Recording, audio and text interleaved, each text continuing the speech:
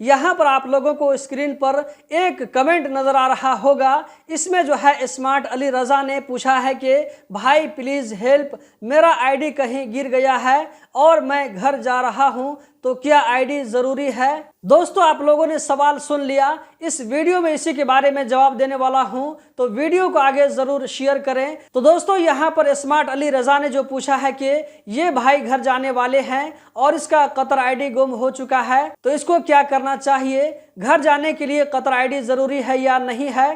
तो दोस्तों मैं इसको यहाँ पर सजेस्ट करना चाहूंगा कि आप कतर आईडी लेकर के ही घर जाएं। अगर आपके पास में कतर आईडी नहीं होता है तो आपके साथ में दिक्कत और प्रॉब्लम होगा। दोस्तों ये जो है कमेंट 1-2 दिनों पुराना है, इसको मैंने उसी वक्त जवाब दे दिया था और साथ ही साथ मैंने स्क्रीनशॉट भी ले लिया था, ताकि आप में से जिन भाइयों के साथ में इस तरह का प्रॉब्लम होता है तो उन लोगों के पास में पहले से जानकारी रहे।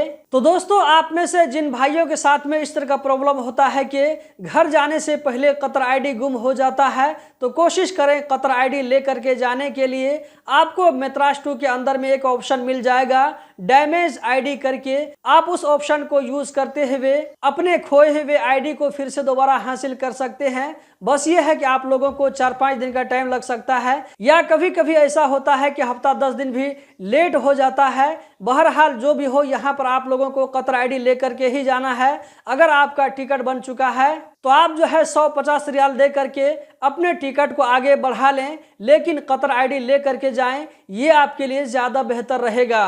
कभी कभी क्या होता है कि एयरपोर्ट पर कतर आईडी नहीं मांगा जाता है, वहां पर सिर्फ आपको जो है पासपोर्ट से काम चल जाएगा। अगर आप इस तरह वहां पर निकलने में कामयाब हो भी जाते हैं तो वापसी के टाइम में आपके जो है पॉकेट में कतर आईडी जरूर होना चाहिए। अगर आपके पॉकेट में कतर आईडी नहीं रहेगा तो आपको जो है, चाहे आप नेपाल से जाएं या ये कि इंडिया से जाएं, तो एयरपोर्ट पर आपको कतर आईडी की जरूरत पड़ेगी।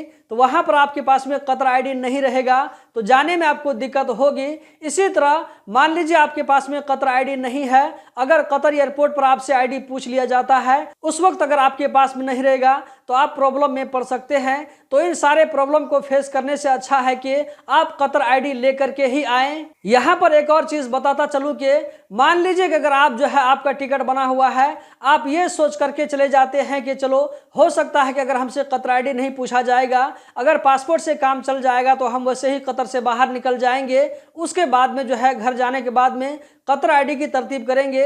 तो यहाँ पर मैं आपको बताता चलूं कि दोस्तों अभी जो मैंने आप लोगों को बताया था कि मित्रास 2 के जरिए डैमेज आईडी वाले ऑप्शन को यूज करते हुए आप दूसरा आईडी बनवा सकते हैं, तो ये काम आप सिर्फ कतर के अंदर में रहकर ही कर सकते हैं। आपके कतर से बाहर जाने के बाद में अगर आप इस ऑप्शन को यूज करके, तो ये जो है बहुत ही दिक्कत होगा आपके लिए। आपको जो है कतर एम्बेसी का चक्कर लगाना पड़ेगा अपने मुल्क में, ये जो है बहुत ही ज्यादा टेंशन वाला काम है। तो इससे अच्छा है कि आप कतर के अंदर रहते हुए ही डैमेज आईडी वाले ऑप्शन को यूज करते हुए मित्रास 2 के जरिए नया आईडी हासिल कर लें। उसके बाद में आप कतर से घर जाएं, उसके बाद फिर दोबारा जो है छुट्टी काट करके वापस आएं, ये आपके लिए ज्यादा बेहतर रहेगा। दोस्तों उम्मीद करता हूं कि ये वीडियो आप लोगों के लिए बहुत ही ज्यादा इंफॉर्मेटिव रही होगी।